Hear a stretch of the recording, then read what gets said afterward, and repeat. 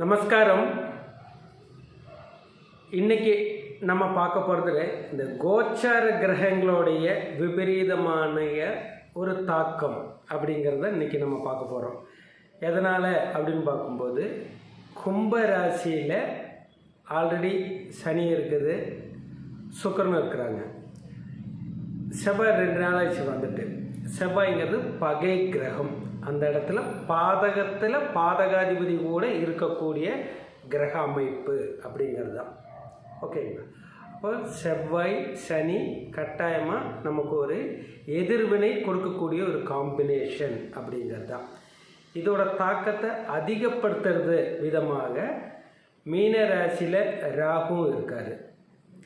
ராகு காம்பினேஷனாக அப்போ வரும்போது ராகு சனி செவ்வாய் இந்த ஒரு காம்பினேஷன் இருக்கும். இதுக்கு எந்த ஒரு சுப கிரகங்களுடைய தொடர்பும் அந்தளவுக்கு இல்லை. ஏன்னா குரு பார்வை இருக்கணும்.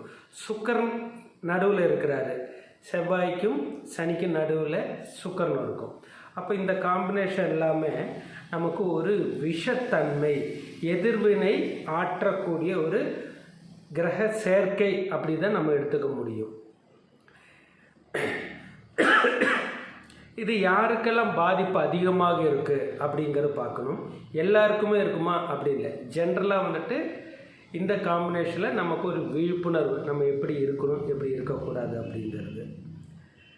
இது மேக்சிமம் பார்க்கும்போது கும்பராசியில் உங்களுக்கு ராகு, உங்கள் ஜனனகால ஜாதகத்தில் ராகு இருந்தாலோ இல்லை சனி செவ்வாய் இருந்தாலோ நம்ம சொல்லக்கூடிய பாதிப்புகள் ஏற்படும் அப்படிங்கிறது. அதே நேரத்தில் உங்களுக்கு மேஷத்தில் ராகு இருந்தாலோ சனி இருந்தாலோ செவ்வாய் இருந்தாலும் கவனமாக இருக்கணும். நீ எந்த லக்னம் எந்த ராசி அது இங்கே நமக்கு இதுக்கு எடுத்துக்க முடியாது.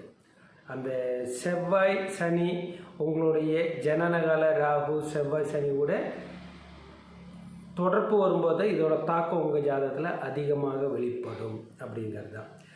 அதே நேரத்தில் துலாம் ராசி, துலாத்தில் ஏதாச்சும் ஒரு செவ்வாய் ராகு சனி கேது இந்த கிரகங்கள் இருக்கும்போது நம்ம கவனமாக இருக்கணும். சிம்ம ராசியில் செவ்வாய் சனி ராகு கேது இந்த மாதிரி பகை கிரகங்கள் இருந்தாலும் கவனமாக இருக்கணும். இதே காம்பினேஷன் மிதுனத்துக்கும் நீங்கள் எடுத்துக்கலாம். துலாம் ராசிலையும் துலாம் லக்னம் ராசியில் எல்லாமே நமக்கு செவ்வாய் சனி ஜனனகால ஜாதகத்தில் இருக்கும்போது நம்ம கவனமாக இருக்கணும் அப்படிங்கிறது தான். அப்போ இதோட பாதிப்புகள் எப்படிலாம் இருக்கும் அப்படிங்கிறது நம்ம பார்க்கணும். ஃபஸ்ட்டு நம்ம தொழில் ரீதியாக இது நம்மளுடைய ப்ரொஃபஷனலில் எப்படி இம்பேக்ட் பண்ணும் அப்படிங்கிறது பார்க்கணும். சனிங்கிற கிரகம் தொழில்காரகன். செவ்வாயோட பாதிப்புகளும் இருக்கும்போது ஆர்கியூமெண்டபிள் விவாதங்கள், தேவையற்ற விவாதங்கள் அப்படின்னு ஒன்று எடுத்துக்கலாம்.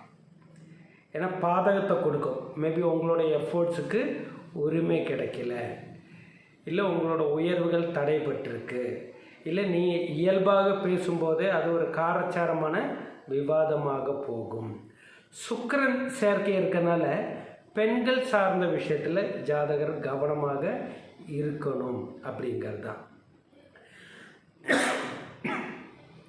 இது தொழில் ரீதியாகலாம் பார்க்கும்போது மேபி இண்டஸ்ட்ரியிலலாம் ஒர்க் பண்ணுற இடத்துலலாம் பார்க்கும்போது இந்த செவ்வாய் சனி ராகு எல்லாமே விபத்தை சுட்டி காட்டும். ஈவன் தோ பயணத்தில் இருக்கும்போதாக இருக்கலாம், இல்லை நீங்கள் ஹெவி எக்யூப்மெண்ட்ஸ் கூட டீல் பண்ணக்கூடிய நபர்களாக இருந்தாலும் இது கவனமாக இருக்கணும். ஏன்னா சிறு விபத்துகள், ரத்தம் சிந்தும் அப்படி தான் இந்த செவ்வாயை நம்ம எடுத்துக்க முடியும். சப்போஸ் ஒரு சிலங்களுக்கு காவல்துறை மூலமான பாதிப்புகள், ஃபைன் போடுறதாக இருக்கலாம். இதே காம்பினேஷன் வந்த உடனே ஒரு நாள் நான் சென்னை வந்திருந்தேன். சென்னையில் தாம்பரத்தில் நான் டிரைவிங் பண்ணிட்டு இருக்கும்போது மேபி நான் ராங் ரூட்டுங்கிறத விட பஸ் ஸ்டாப்பில் கிராஸ் பண்ணேன். சிக்னல் எனக்கு கவனிக்கலை. அப்போது போலீஸ் உடனே ஃபாலோ பண்ணி பிடிச்சான். ஏதோ லக்கி ஃபைன் போடலை அப்படின்னு வச்சுக்கோங்களேன். பட் இருந்தாலும் அதோட தாக்கம் நம்மளுக்கு இருக்கும், அந்த காம்பினேஷன் அப்படிங்கிறது.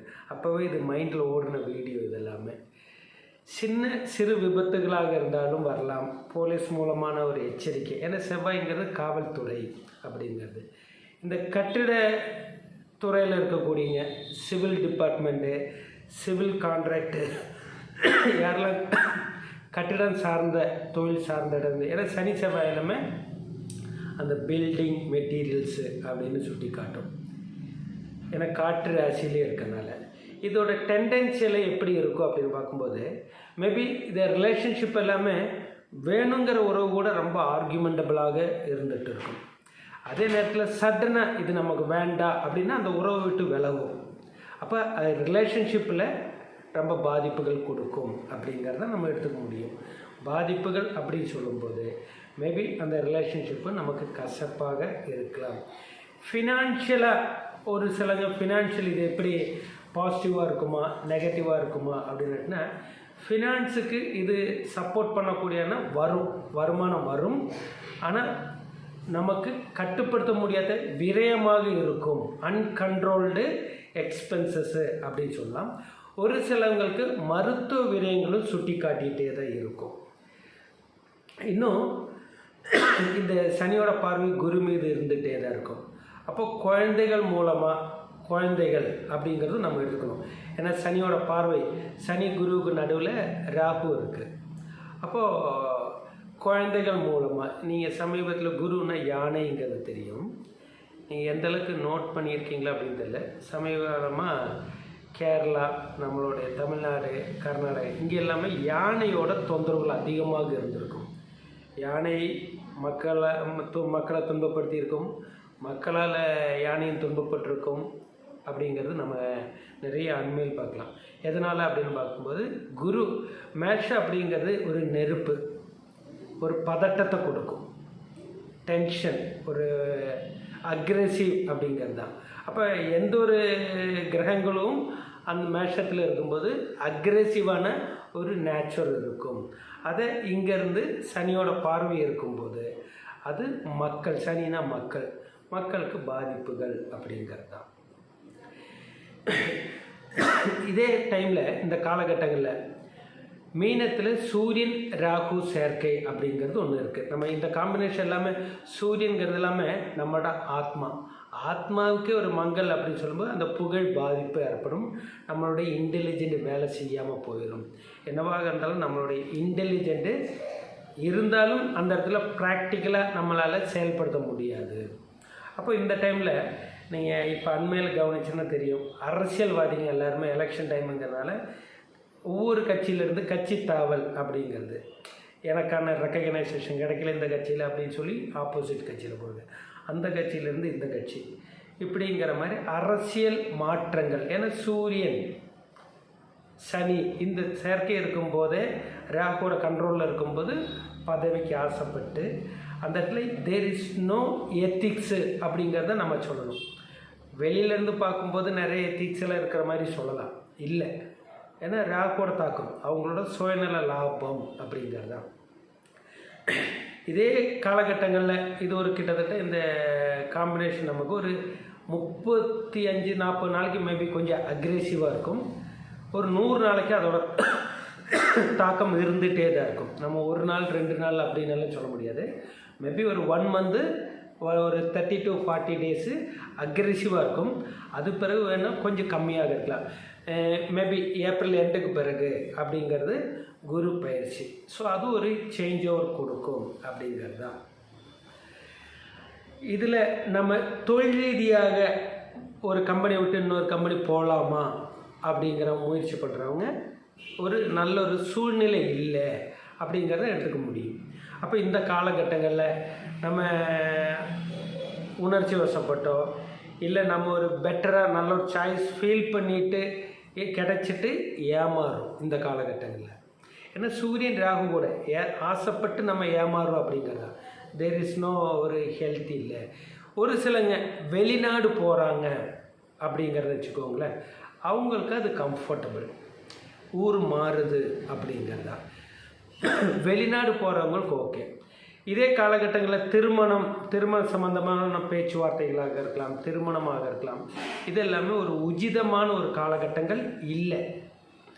அப்போ நமக்கு ஒரு அஸ்பீஷியஸாக நம்ம இந்த காலகட்டங்களில் நிறைய முகூர்த்தங்கள் இருக்கும், நிறைய பேர் இந்த காலகட்டங்கள் இருக்கலாம். பட் அந்த விதை உங்களோட செயலுக்கான விதை நல்லா இல்லை அப்படின்னு சொல்லுவேன், அந்த மரத்தில் அந்த குளறுபடிகள் இருந்துகிட்டே தான் இருக்கும். அதுதான் அந்த அந்த பிரசன்ன ரீதியாக பார்க்கும்போது இல்லாமல் இன்றைய சூழ்நிலை அப்படிங்கிறதா. அந்த மரத்தில் நீங்கள் என்ன விதை விதைக்கிறீங்களோ அந்த மரம் எப்படி இருக்குங்கிறது பிற்காலத்தில்ங்கிறது அந்த செயல் செய்யும் போதே நடக்கும்போதே நமக்கு தெரியும் அப்படிங்கிறது தான். ஸோ இதெல்லாமே ரொம்ப ஹெக்டிக்கான ஒரு டிஃபிகல்ட்டியான சுச்சுவேஷன். இந்த காலகட்டங்களில் ஒரு ஹனுமான் வழிபாடு, இல்லை நம்ம ஒரு கால பைரவர் வழிபாடு, நரசிம்மர், இந்த மாதிரி ஒரு உக்கிர தெய்வங்கள் வழிபாடு நல்லாயிருக்கும். சுதர்சன மந்திரங்கள் தன்னையை பாதுகாக்கக்கூடியது, இல்லை கருட மந்திரங்கள், இதெல்லாம் உங்களுக்கு ஒரு கவசமாக இருக்கும் அப்படிங்கிறது தான். நம்ம மீண்டும் இதே மாதிரி ஒவ்வொரு வீடியோலையும் உங்களை தொடர்ந்து நம்ம சந்திச்சுட்டே இருப்போம். ஓம் ஸ்ரீ பரமாத்மனே நமக.